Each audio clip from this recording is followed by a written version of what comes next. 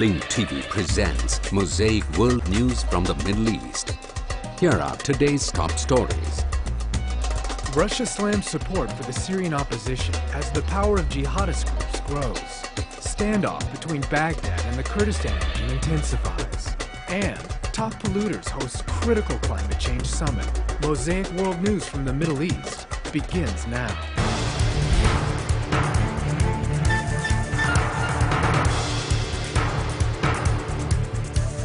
The Russian Prime Minister said France's support for the opposition Syrian National Coalition is completely unacceptable, while the Washington Post indicates that the gunfire of the civil war will slowly spread across Syria's borders to Israel, Turkey, and Iran.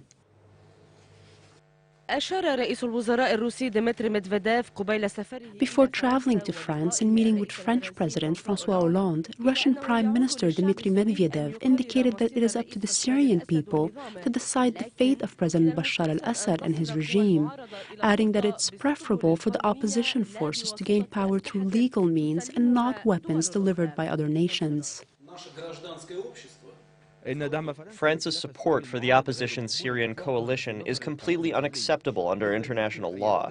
No country, no nation, no government should take action aimed at the violent change of a political regime in any other country. In a separate development, Turkish Prime Minister Tayyip Erdogan confirmed that his country will not hesitate to take necessary measures to protect its security. He stressed that the deployment of Patriot air defense missiles on the Turkish territories must not be misinterpreted. American newspaper The Washington Post indicated that the gunfire of the civil war will slowly spread across the Syrian borders to Israel, Turkey, Iran, and other neighboring countries, as the power of al-Qaeda-affiliated extremist jihadist groups is growing in the region. As for Syrian Information Minister Omran al-Zabi, he indicated the confrontation in Syria has reached its most complicated, difficult, and violent stage. He accused the opposition Syrian National Coalition of establishing a strategic alliance with the al-Qaeda organization.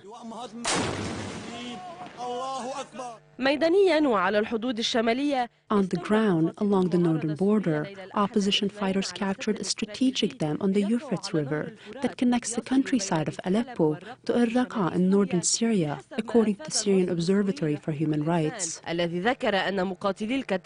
That same source said the fighters of the rebelling brigades took control of the Tishreen Dam and nearby buildings in the countryside of Aleppo.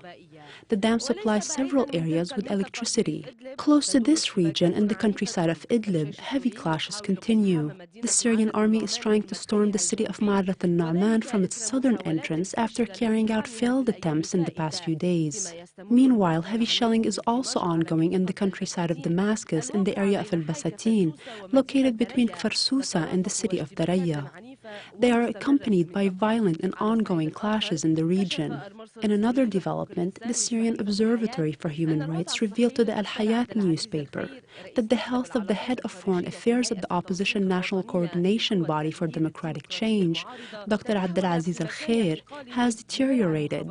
The opposition leader is being detained in the Air Force intelligence base at the Mezze airport in Damascus. This comes over 2 months after his disappearance that had led a number of families to complain in Al-Qardaha, the birthplace of al-Assad.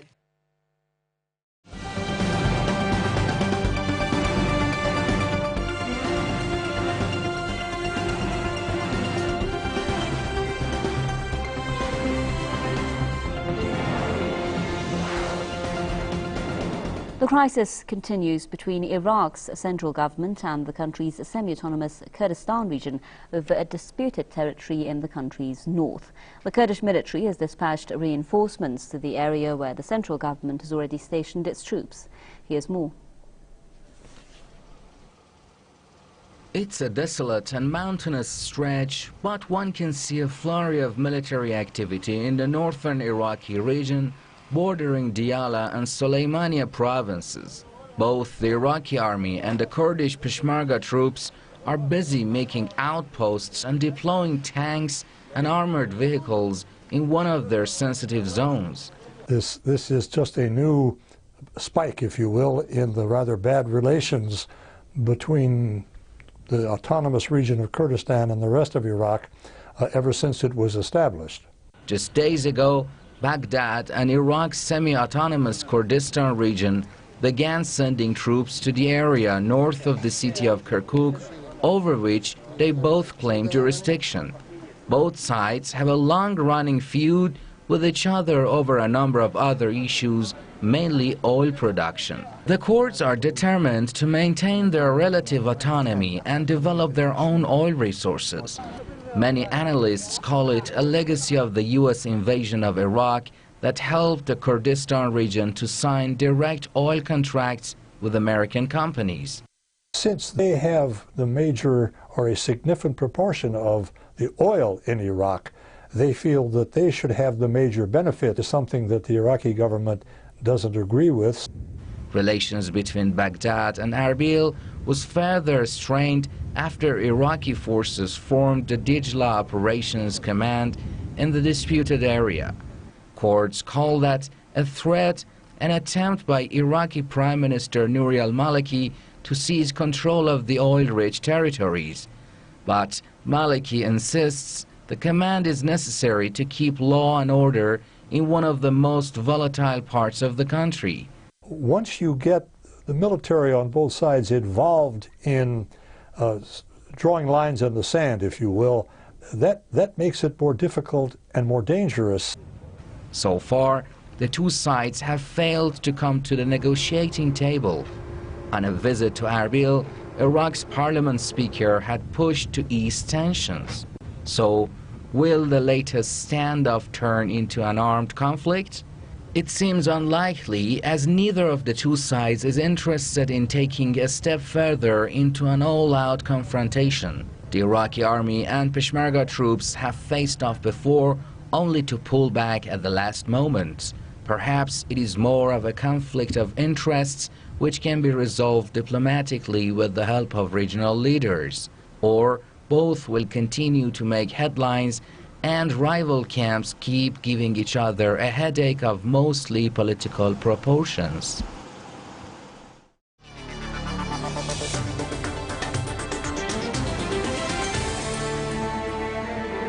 In the Qatari capital, Doha, the work of the 18th session of the United Nations Framework Convention on Climate Change began, with participation from nearly 190 countries. This conference aims to achieve progress in the stalled negotiations to reduce greenhouse gases and to seek a new agreement that would replace the Kyoto Protocol. It will also discuss the most important and controversial issues between rich and poor countries, poverty issues, and weather-related disasters. Nearly 200 countries are meeting in the Qatari capital, Doha, where the work of the United Nations Framework Convention on Climate Change has begun. The conference will look into the need to curb the excessive increase of gas pollution and to save the climate. The goal of the negotiations is to reach a new agreement that would replace the Kyoto Protocol on climate change, which will expire next year. It is a binding approach to curb the emissions that are released by developed countries. I think the biggest fear is that the United States will not change its policies towards the United Nations climate-related talks. During President Barack Obama's first term, none of his promises were fulfilled. Now he must take bold steps toward climate change and international responsibility. One of the most important controversial issues that will be raised during the conference is the right of rich countries to use hot air carbon permits, in which rich countries buy poor countries' share of gas emissions and intend to keep using them for a period of time that can be renewed. However, there are countries who oppose continuing to work with these permits. The current situation does not look optimistic. There are fears that old disputes between rich and poor countries will pose an obstacle in achieving any significant progress with the talks. If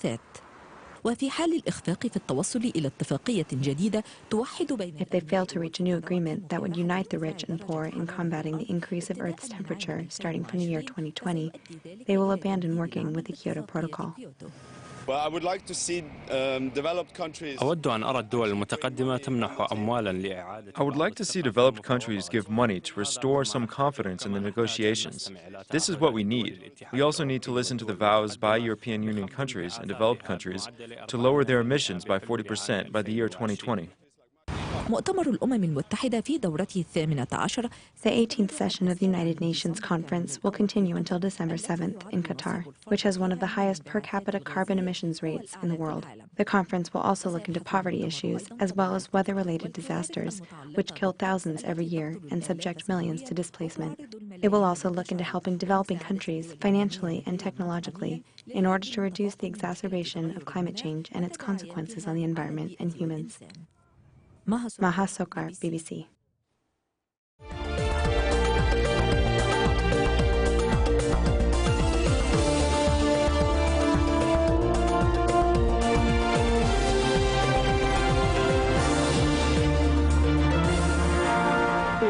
On the Egyptian street, confrontations between supporters and opponents of Egyptian President Mohamed Morsi's decrees have spread to various squares. The first report of death was announced during the night clashes that erupted in Damanhur, the capital of the Bahira Governorate, north of Cairo. Sticks, stones, and Molotov cocktails were used during the clashes. This comes after hundreds of Muslim Brotherhood members held a rally in support of the Egyptian president's decrees in front of the group's headquarters. Across the street, a rival rally was held by opponents of the presidential decrees. The Muslim Brotherhood said that a 15-year-old boy was killed and nearly 35 others from both sides were injured.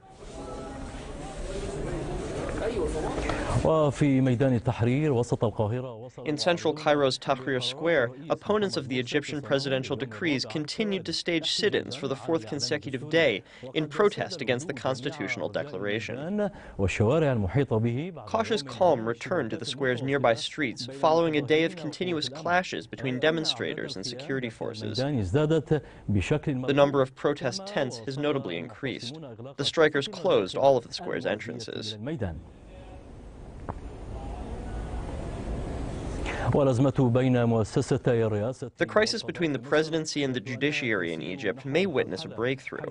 The Minister of Justice announced that an agreement has been reached during the meeting that was held today between President Mohamed Morsi and the members of the Supreme Judicial Council at the presidential palace. According to the agreement, Morsi will issue an explanatory memo on the nature of the temporary measures listed in his constitutional decree. The memo must explain that such measures will not lead to a seizure or consolidation of power by the president, and that they will be transferred to a democratically elected parliament. After a heated debate following the announcement of the constitutional declaration, the presidency of the Republic confirmed that the presidential decrees are temporary and called on all political blocs to engage in dialogue. In a bid to assure its opponents, the presidency stressed the importance of the constitutional declaration, reiterating that it's the only way to hold accountable anyone involved in acts of corruption or criminal acts during the former regime and the transitional period. However, such reassurances didn't seem to be working. This political problem is spiralling out of control. There are no other solutions but to offer concessions by repealing this constitutional declaration, which could spark a civil war that no one wants for our country. For its part, the Supreme Judicial Council stressed that the decrees listed in the constitutional declaration should apply only to sovereign matters. According to news reports, business was as usual in some Egyptian courts and the Judges Club, which called for a strike. The Egyptian street was divided among supporters and opponents of the president's decrees that enjoy a temporary immunity from judicial challenges. While some praised the presidential decrees as revolutionary, others slammed them as dictatorial. Hundreds of demonstrators are continuing to stage sit-ins in Tahrir Square, demanding a repeal of such decrees. In addition, pro- and anti-president marches are continuing to mobilize across the country. What added insult to the injury is the violent clashes that erupted near Tahrir Square between security forces and demonstrators, marking the first anniversary of the bloody incidents of Mohammed Mahmoud Street. A state of political stalemate is being witnessed in Egypt in the wake of the controversial constitutional declaration, which reignited some of the buried differences among the political rivals, according to observers. While some of these differences are being attributed to the constitutional declaration, others are deeply rooted in the group's differing ideologies.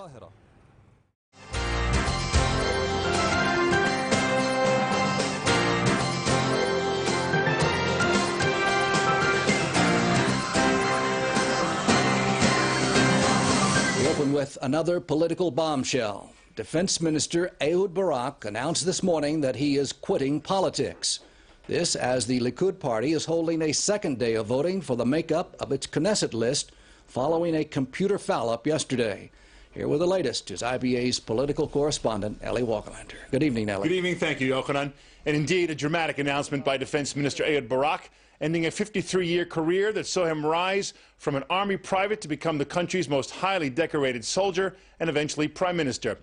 Barak said that he deliberated over his decision for several weeks, but that he had postponed the decision because of the military operation in Gaza, but now it was time to move on.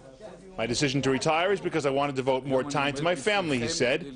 I have fulfilled my work in politics, which was never my passion, and I think that new people should be allowed to take leadership positions in Israel. Barak said he will remain in his position as defense minister until a new government is formed following the Knesset election January 22nd. Barak leaves behind the Independence Party, which he founded after quitting labor in January 2011. It is unclear what is to become of the factions, but polls have shown that the party was unlikely to garner more than 3 seats in the upcoming Knesset election, if any. Reaction was swift from across the political spectrum. Prime Minister Benjamin Netanyahu said he respects Barak's decision to quit politics and thanked him for his cooperation and his long-term contribution to Israel's security. Former Foreign Minister Tzipi Livni, who has yet to announce the reported formation of her National Responsibility Party, echoed Netanyahu's sentiment, saying she regrets Barak's resignation and that Israeli citizens owe him a lot. Labour Party leader Shali Yachimovich also expressed regret, saying in a statement that Barak was highly regarded in international security and that he did more for the country's security than the Israeli public knows. However, not every politician was sad to see Barak go. Public Diplomacy Minister Yuli Edelstein described Barak as, quote, the worst defense minister there ever was for Jewish settlement, and that today is Likud's Independence Day, a play on the name of Barak's breakaway Atzmaut party. Which brings us to the Likud party itself. None of the computer malfunctions that prevented some people from voting yesterday happened today, and balloting for the Likud Knesset list went on as scheduled. The decision to hold a second day of voting was made late last night by the Likud Elections Committee, and the party opened some 50 to 60 polling stations at 11 o'clock this morning. It's still not clear what caused the computer malfunction, but according to the computer company, hackers were to blame. Likud candidate Avram Negusi called the foul-up regrettable. Well, we are very sorry yesterday that the computer didn't work. As a result of that, many of the voters, they waited for a long time and they returned it back to their home. So for us, as a candidates, it is a tragedy. I hope that today the people will return back and then they will correct it. The thing will be corrected. Likud voting will continue until 9 o'clock tonight, and we should have results by midnight, and we'll have a complete report here tomorrow.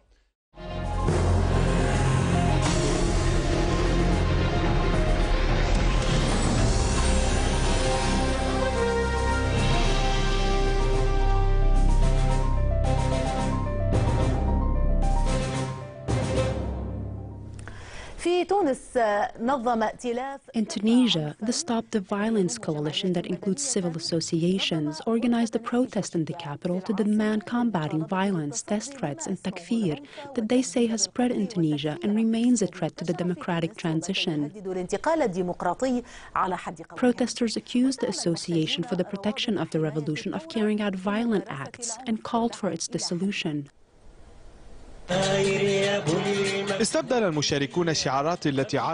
Protesters replaced the slogans that are usually heard in similar protests with music to express their rejection of violence in Tunisia. Their goal is to defend freedoms, to prevent takfir and attacks on innovators, in addition to combating what they called the advocates of violence and killing. They are referring to the Association for the Protection of the Revolution, which was formed after the Tunisian Revolution last year. They called for its dissolution after accusing it of practicing intellectual and material violence and preventing legal political parties from gathering by claiming the association has relations with the former regime. We demand to live in peace and peacefully. We demand to practice our democratic rights. We demand to carry out our right to have a different opinion. Our demand is that no demonstration is prevented, whether it is political or intellectual, or that no one is attacked for having a different opinion. The protesters' statements were denied by officials at the Association for the Protection of the Revolution, who said its concern is to preserve the revolution and to combat its enemies, especially from the affiliates of the former regime, and the dissolved Rally for the Constitutional Democracy Party through peaceful and legal means. Its leadership confirmed its rejection of all kinds of violence. We are a civil organization that is governed by the law, and its methods are peaceful, and we are against violence. We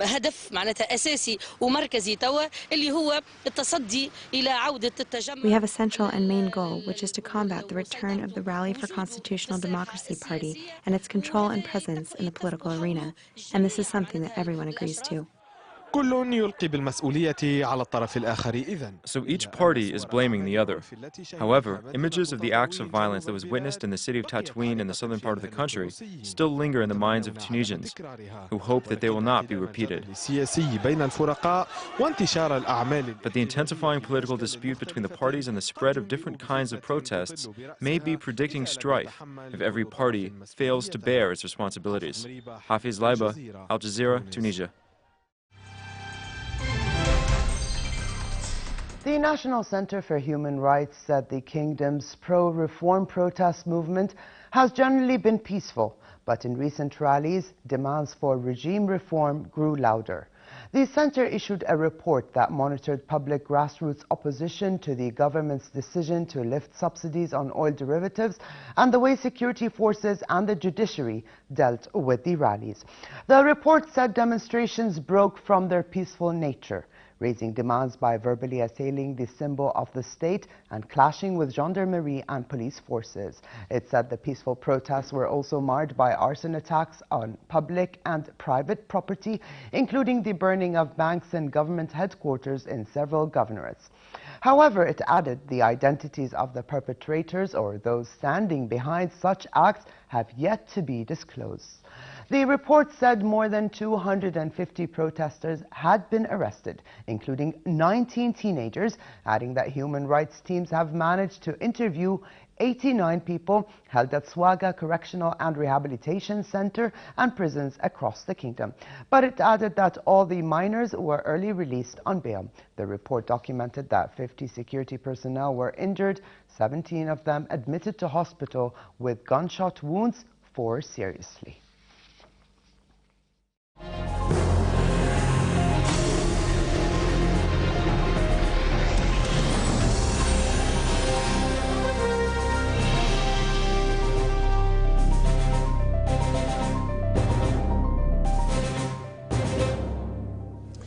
The Doha Tribeca Film Festival is displaying Arab shorts from the countries of the revolutions, notably from Tunisia and Egypt. These films try to document the periods that immediately preceded the eruption of the revolutions. Once again, this year, the festival focused on movies produced in Qatar. The totalitarian regimes that were brought down by the people in the countries of the Arab revolutions are examined through a cinematic angle at the Tribeca Film Festival in Doha. These films attempt to document the periods that preceded the people's breaking of the barrier of fear. It's very difficult because we are telling a story, as you said, that hasn't ended yet. The same things we suffered from before the revolution are still present. They are issues related to human, women, and children's rights and freedoms. All of these are needs we are still fighting for. The full picture of the revolutions is not yet clear. However, young producers wanted to attempt to safeguard the collective memory of historic phases in their countries. It is also probably an essential phase in their past as filmmakers. The Arab shorts participating this year were predominantly in tune with the socio-political context, especially in the countries of the Arab revolutions. But the festival also featured films considered to be experimental.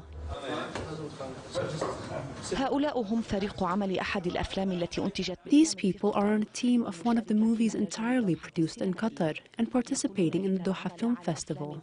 They say they started working on movies in workshops and ended far beyond. The idea we had was to set up acting workshops. From there, we would train young actors who would work on our movies. And thank God, many Qatari youths accepted the idea from the very first workshop we organized. We started with 15 people and ended the film with 50 people. They are all local Qataris.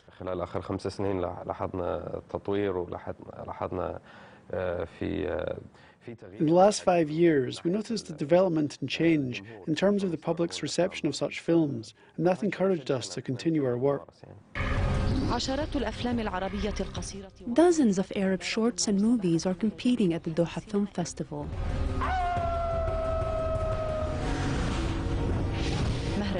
This year, the festival attempted to highlight young talent from many Arab countries, while focusing on supporting local efforts to further develop film production here, according to the Tribeca organizers.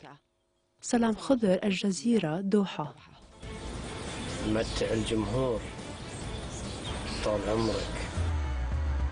The views expressed on Mosaic are from contributing broadcasters, not Link TV or its sponsors. The production of Mosaic is made possible by grants from the John D. and Catherine T. MacArthur Foundation, the Wincoat Foundation, the Firedoll Foundation, and by support of viewers like you. Thank you. Watch Mosaic World News online. Stay up to date with breaking news, read our blog, get transcripts of past shows, and more at linktv.org/mosaic.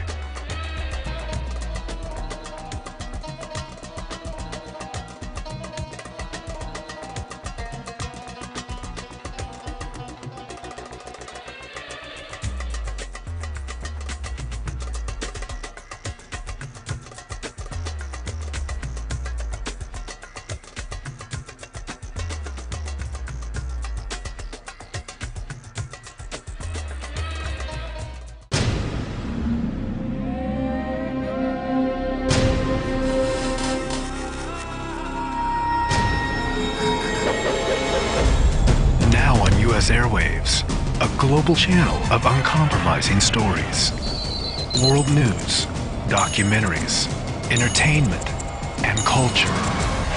Link TV, connecting you to the world. For more information, visit linktv.org.